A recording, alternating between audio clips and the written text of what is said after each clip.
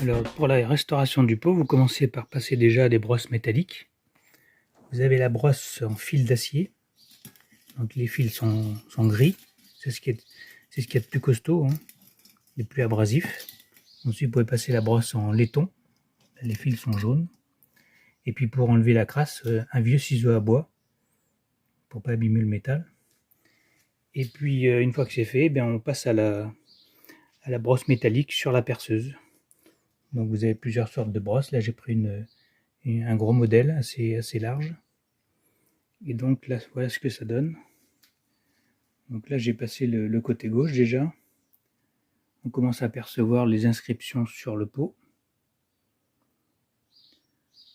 Voilà. Et puis je vais continuer là. Cette partie que j'ai pas fait encore avec la brosse sur la perceuse. Voilà, donc j'ai enlevé la plus grosse couche de rouille superficielle. J'ai nettoyé aussi la bague, ici. Bon, ça c'était facile. Et puis en même temps, il faut décalaminer l'intérieur en grattant au maximum. Ce qu'on peut faire, c'est tapoter sur le pot avec un petit marteau, un peu partout. Et puis ensuite, vous videz par l'orifice le plus gros. Puisque de l'autre côté, nous avons une cartouche qu'on voit pas bien à l'intérieur. Une cartouche genre mitraillette qui est soudée, donc on va pas pouvoir l'enlever. Donc voilà, j'ai pas sorti tellement de saleté de l'intérieur, de calamine, mais beaucoup plus de rouille au niveau de la surface. Voilà, donc je continue le travail et puis je vous montre ensuite ce que ça donne. Donc je vous montre, j'ai passé la brosse métallique sur la perceuse un peu partout et on a enlevé un maximum de rouille. Alors je vous montre, mettez un masque, hein, parce que quand vous voyez l'état du masque, là c'est blanc et là c'est marron. Donc vaut mieux mettre un masque que d'avoir poussière de rouille dans les poumons. Un bon conseil. Je vous montre l'autre côté.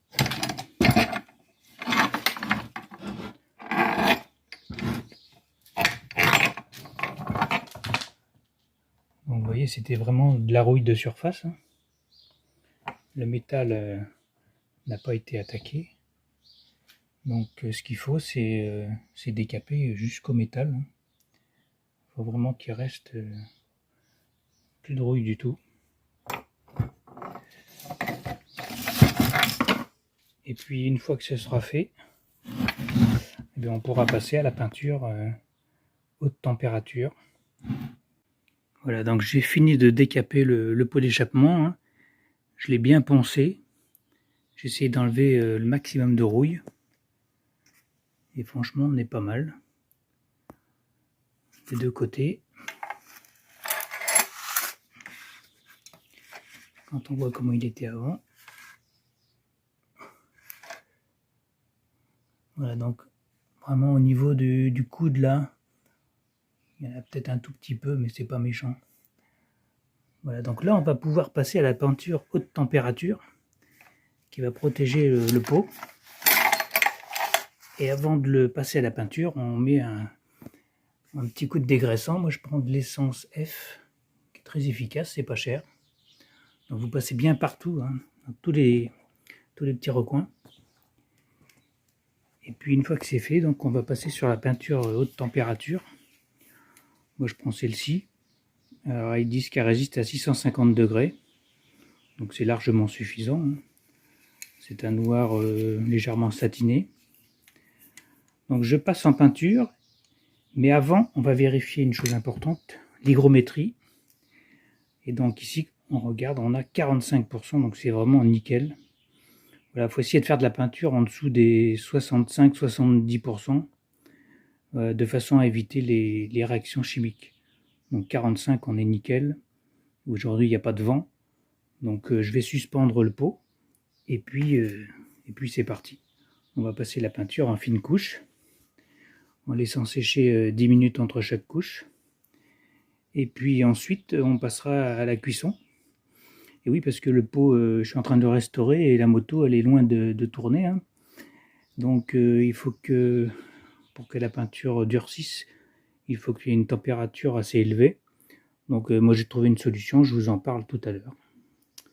Voilà, je passe à la peinture. Et bien sûr, on n'oublie pas le petit masque de protection, puisque ce genre de peinture contient des solvants assez agressifs pour l'organisme. Voilà, donc on se protège, on met un petit masque.